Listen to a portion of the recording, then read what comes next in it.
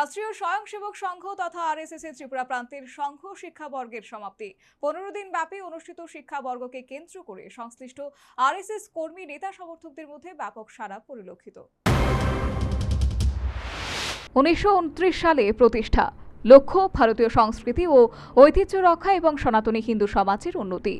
ভারতের স্বাধীনতা আন্দোলনেও ছিল রাষ্ট্রীয় স্বয়ংসেবক সংঘ তথা আরএসএস এর সমান সক্রিয়তা। তবে স্বাধীনোত্তর বর্তমান ভারতে প্রায় প্রতিটি রাজ্যে আরএসএস এর সাংগঠনিক শক্তির আশানুরূপ ব্যাপ্তি ও বিকাশ।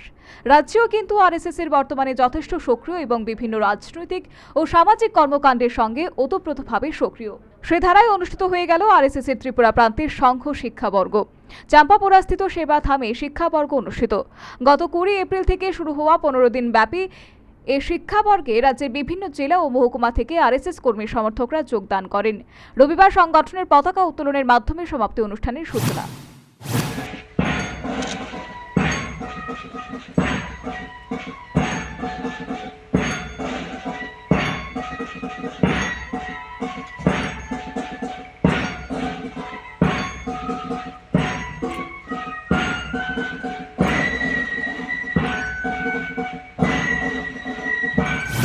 সমাপ্তি অনুষ্ঠানে মুখ্য অতিথি হিসেবে উপস্থিত ছিলেন ধম্মদীপা আন্তর্জাতিক বুদ্ধিস্ট বিশ্ববিদ্যালয়ের উপাচার্য বন্দে ডাক্তার ধম্মপ্রিয়া। প্রধান বক্তা হিসেবে উপস্থিত ছিলেন প্রান্ত বৌদ্ধিক প্রমুখ অশোক বিশ্বাস।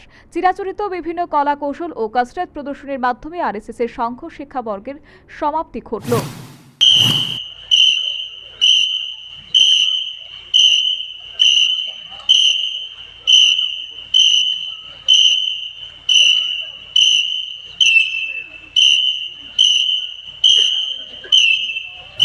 সর্বোপরি ত্রিপুরা প্রান্তের সংঘ শিক্ষাবর্গের সমাপ্তি।